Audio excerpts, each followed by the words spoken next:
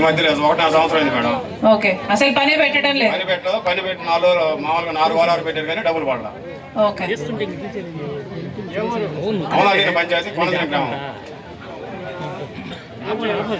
అమలాపురం ఎక్కడికి తీసుకున్నాం.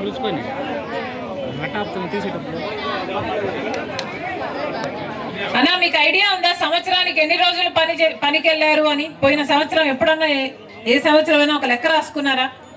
సంవత్సరానికి ఎన్ని రోజులు పనికి వెళ్ళామని ఐడియా ఏమైనా ఉందా? లేదు, సంవత్సరం పెట్టలేదు మేడం. మామూలుగా పెడితే ఒక నెల అట్లా పెడుతున్నారు మామూలుగా, అయినా డబ్బులు సరిగ్గా పడట్లేదు.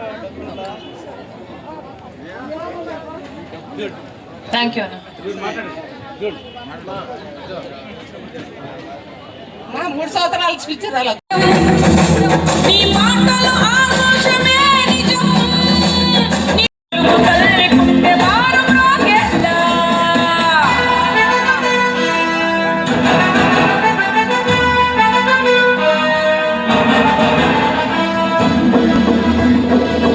అర్జీలు పెట్టుకుంటూనే ఉంది. ముఖ్యమంత్రులు ఎవరైనా, ముఖ్యమంత్రులు మారినా, ప్రభుత్వాలు మారినా, పార్టీలు మారినా పెన్షన్లు అయితే రావటం లేదు.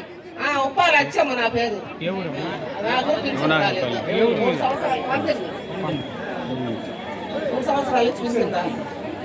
మన వాళ్ళు ఎవరైనా వెళ్ళి మాట్లాడతారేమో, ఆఫీసర్లతో మాట్లాడండి. ఇంకా అమ్మా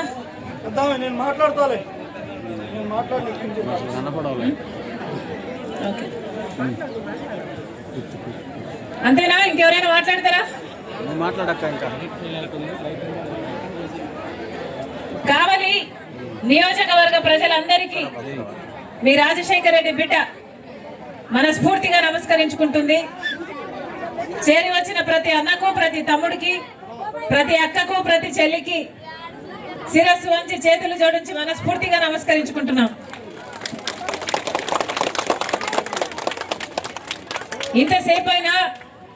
ఇంతసేపైనా మా కోసం వేచి ఉన్నారు. మీ పనులు మానుకొని మా కోసం సమయం చేసుకొని ఇంత దూరం వచ్చారు. మరొకసారి ప్రతి ఒక్కరికి నమస్కరించుకుంటున్నాం. రాజశేఖర రెడ్డి గారి గురించి మేము కొత్తగా మీకు చెప్పాల్సింది లేదు. రాజశేఖర రెడ్డి గారు 5 సంవత్సరాలు ముఖ్యమంత్రిగా ఉన్నా 5 సంవత్సరాలలో ఎన్నో పథకాలు అద్భుతంగా అమలు చేసి చూపాడు రాజశేఖర రెడ్డి గారు. రైతులైతే గుండెలో పెట్టుకున్నాడు రాజశేఖర రెడ్డి గారు. రాజశేఖర రెడ్డి గారు ఉన్నంత కాలం రైతులకు ఏ లోటు రాలేదు. ఒక మద్దతు ధర అయితేనేమి, గిట్టుబాటు ధర అయితేనేమి, ఎరువులు గాని, విత్తనాలు గాని ఏ కొరత లేకుండా, అసలు సబ్సిడీ అయితే ఏమి, లేకపోతే బీమా ఇస్తే ఏమి, ఇలా ఏ సమస్య రాకుండా చూసుకున్నాడు రైతుల్ని. రైతులకి ఉచిత విద్యుత్ ఇచ్చింది కూడా రాజశేఖర రెడ్డి గారు. అలాగే ఫీజు రీయింబర్స్మెంట్ అయితే ఏమి, ఆరోగ్యశ్రీ అయితే ఏమి, 108 అయితేనేమి, పావలా వడ్డీకే రుణాలు అయితేనేమి, లక్షల మంది పేదవాళ్ళకి ఇందిరమ్మ ఇల్లు అయితేనేమి, ఇలా 1 కాదు 2 కాదు ఎన్నో అద్భుతమైన పథకాలను అద్భుతంగా అమలు చేసి చూపాడు రాజశేఖర రెడ్డి గారు. అప్పుడు రాజశేఖర రెడ్డి గారు ముఖ్యమంత్రిగా ఉండగానే కేంద్రంలో మన్మోహన్ సింగ్ గారు కాంగ్రెస్ పార్టీ అధికారంలో ఉండగా ఈ ఉపాధి హామీ చట్టము అమల్లోకి వచ్చింది.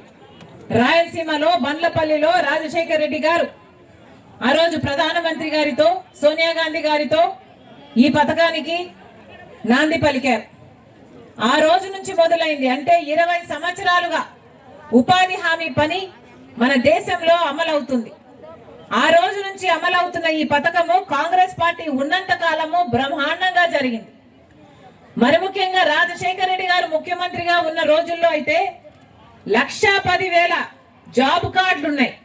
అంటే కుటుంబానికి 2 పనికి వెళ్ళినా 1,10,00,000 జాబ్ కార్డులు ఉన్నాయి.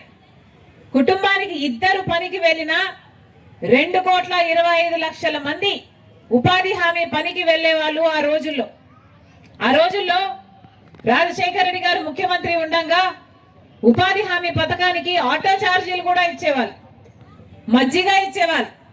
మొన్న ఒక అక్క చెప్తుంది, ఒక ఊర్లో అమ్మ రస్నా కూడా ఇచ్చేవాళ్ళట. రస్నా తెలుసా? రస్నా గుర్తుందన్నా?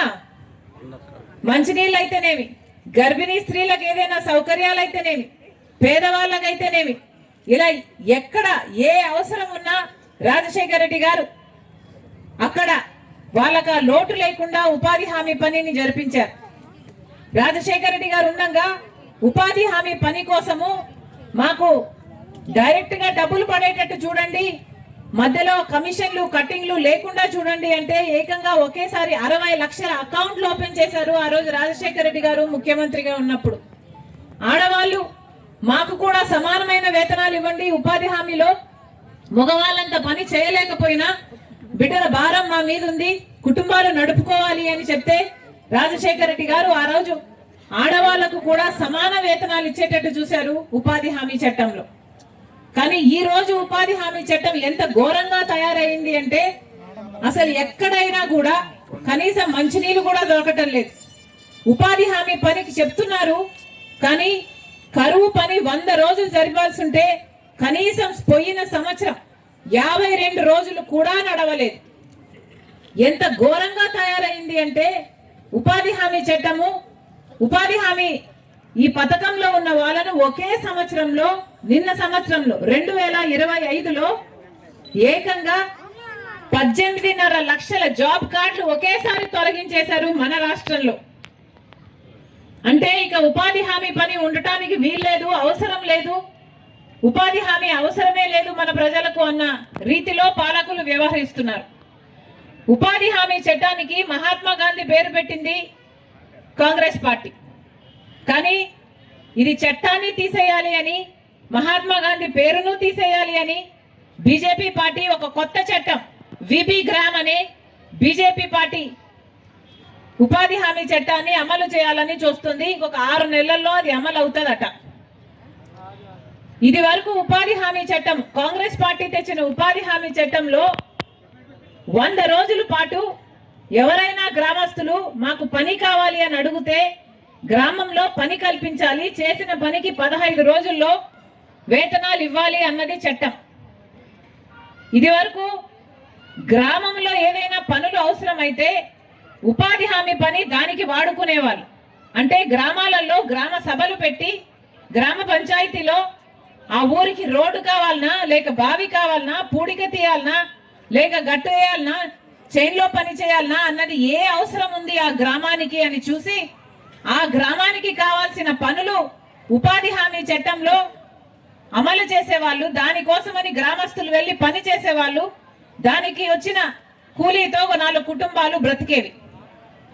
కానీ ఇప్పుడు బీజేపీ పార్టీ తెచ్చే ఈ కొత్త చట్టంలో ఇక గ్రామాలకు ఈ అధికారం ఉండదు, గ్రామాల పనులు అభివృద్ధి ఉండదు.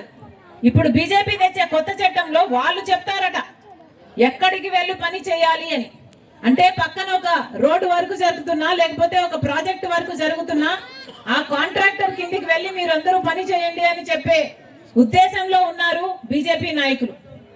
అంటే ఇక గ్రామాలలో జరిగే పనులు గ్రామ అభివృద్ధి కోసం జరగవు, కానీ ఆ కాంట్రాక్టర్ కు లేబర్ సప్లై చేయడానికి మాత్రం ఈ గ్రామస్తులందరూ వెళ్ళి పని చేయాలి, ఉపాధి హామీ జీతం కూలీ రావాలి అంటే. ఇలా 1 కాదు 2 కాదు ఎన్నో రకాలుగా ఉపాధి హామీ పథకాన్ని కూనీ చేయాలని చూస్తుంది బీజేపీ పార్టీ.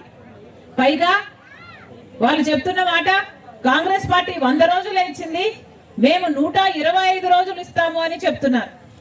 ఇది పచ్చి అబద్ధం. 100 రోజులని చెప్తున్నా కూడా ఎక్కడే గాని 100 రోజులు పని ఇచ్చిన పాపాన పోలేదు. పోయిన సంవత్సరం చూసుకున్నా కేవలం 52 రోజులు మాత్రమే పని ఇచ్చారు. కేవలం 52 రోజులు ఉపాధి హామీ పని ఇచ్చిన వాళ్ళు మేము 125 రోజులు పని ఇస్తాము అంటే నమ్మడానికి మీరు గొర్రెలా, పిచ్చివాళ్ళ? ఆలోచన చేసుకోవాలి. 100 రోజులు కూడా పని ఇవ్వలేదు, 125 రోజులు పని ఇస్తాము అని చెప్తున్నారు కొత్త చట్టంలో. ఇది ఎవ్వరూ నమ్మొద్దండి.